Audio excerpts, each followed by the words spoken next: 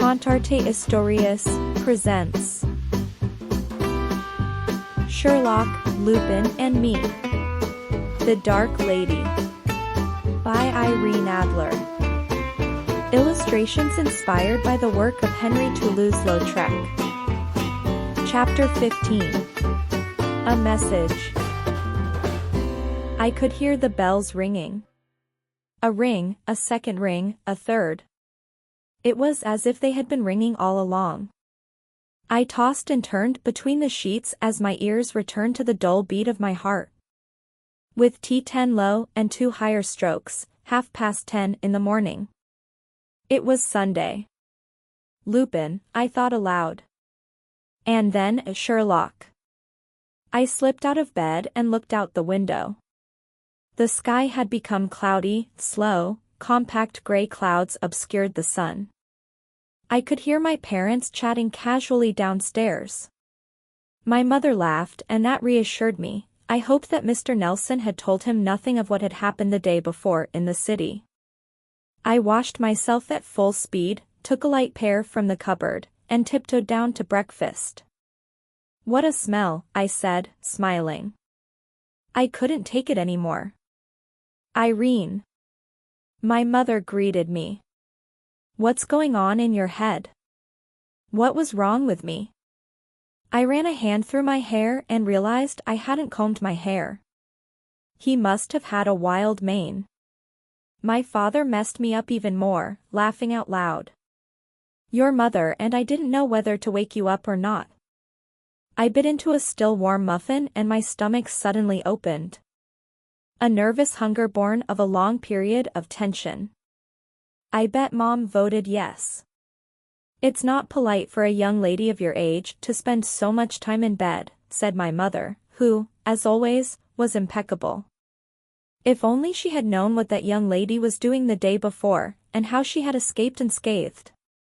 Mr. Nelson's entrance allowed me to change the conversation. The gigantic butler carefully prevented our eyes from meeting even once. He poured me a milk tea and exchanged a quick joke with my father. "I don't advise you to go out to sea today, sir. The sky is dark and seagulls fly low." My father sighed. The bad weather had made an appearance with diabolical precision, making it more and more likely that afternoon tea would be at some saloon in town that my mother thought suitable for our family. "Do I need to go too?" he asked, and I could tell from his tone that he and my mother had already broached the subject. I took a long sip of tea and reveled in its warmth and the sweet undertone of the milk. "Will Madame Martigny be there, too?" I asked.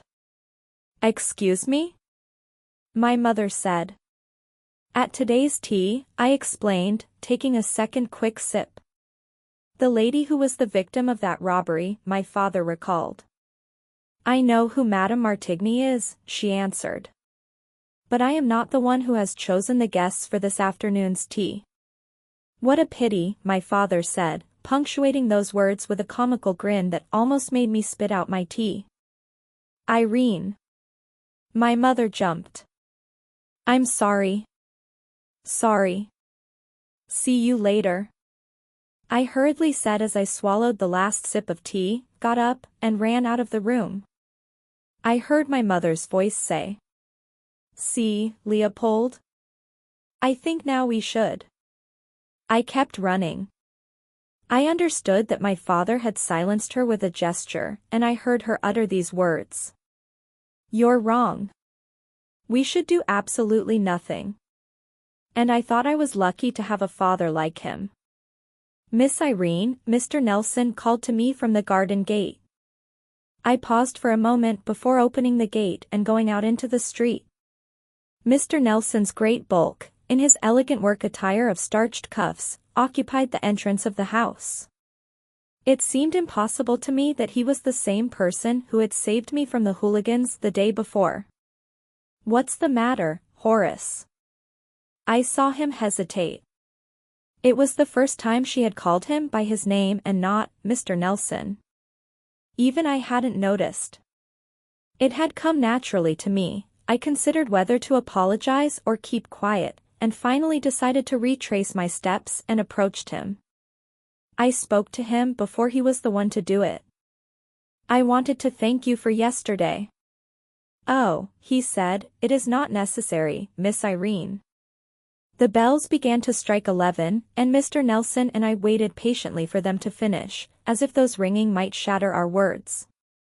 "I wanted to tell you, Miss Irene," he began, "that if you intend to go and find your friends today." I nodded. "I was just going to look for them." "I think you'll find them as soon as you leave the city, where the old soldier's house is." The news surprised me. He knew that was where Lupin and his father lived, but until then he had never been there. Like Sherlock, Lupin tried to spend as much time away from home as possible. "Thank you, Horace," I said.